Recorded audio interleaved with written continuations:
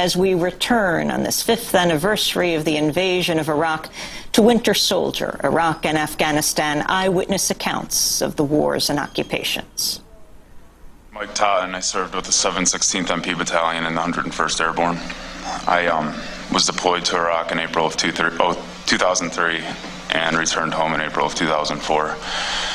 For the first 6 months of my deployment, I served as a driver for a security vehicle for my command sergeant major and my lieutenant colonel. And for the last 6 months I was put back in a line platoon with the 194th MP Company. Our mission was in part to run a jail in Karbala, not for enemy prisoners of war, but just for the general population prison. These prisoners would be brought by the Iraqi police, and then we were to show them through the processing and how we do things in America. We weren't in charge necessarily of enemy prisoners of war, but on the night of October 17th in 2003, 6 people were brought in by the Iraqi police who claimed that these 6 were participants in the actions the night prior. Therefore, they were enemy prisoners of war due to coalition standards. When these people were brought in, they appeared to be beaten already badly. They were lined up on the concrete wall, and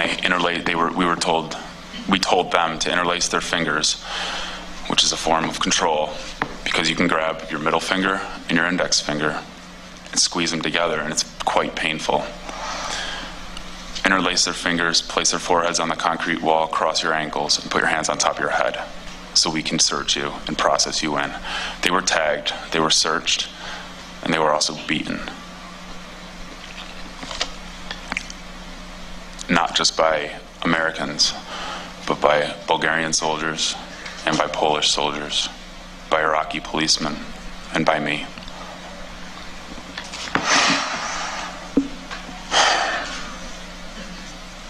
I grabbed the man by the jaw and I looked him in the eye, and I slammed his head up against the wall. And I looked him again in the eye and said, "You must have been the one that killed Grilly." And then he fell. I kicked him. An Iraqi policeman, probably the size of the biggest security man here, with hands to match the size of a Kodiak, hit a guy in the side of the head about 6 times, and I thought to myself, I'm looking at him and I laughed. I'm like, yeah, these guys are getting what they deserve.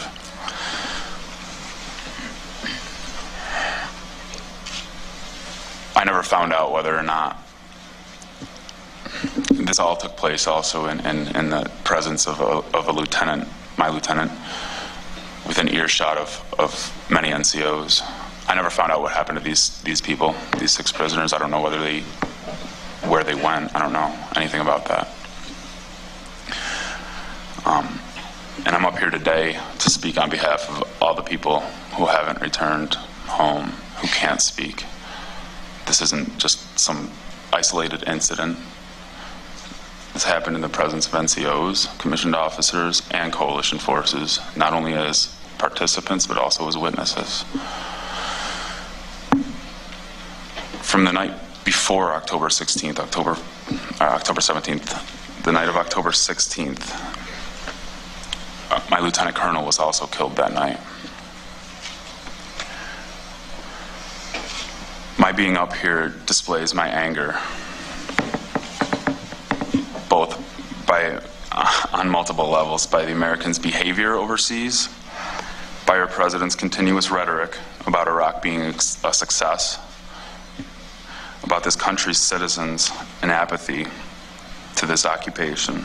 And this is why I'm here today as well. These events happen in our name, and each and every single one of you are responsible for this as well. I am very sorry for my actions, and I can't take back what I did.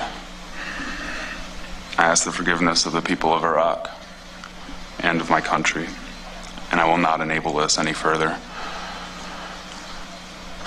General Petraeus, you may not remember me, but you once led me. You're no longer a leader of men. You've exploited your troops for your own gain and have become just another cheerleader for this occupation policy that is destroying America.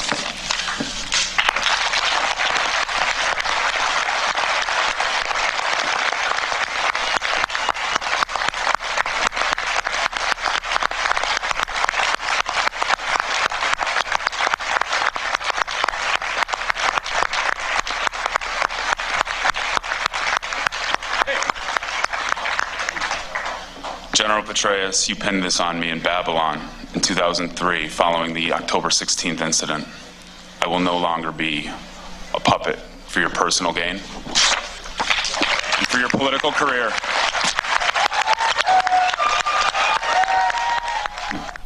Former U.S. Army Specialist Mike Totten ripping up the medal General Petraeus had pinned on him in Iraq.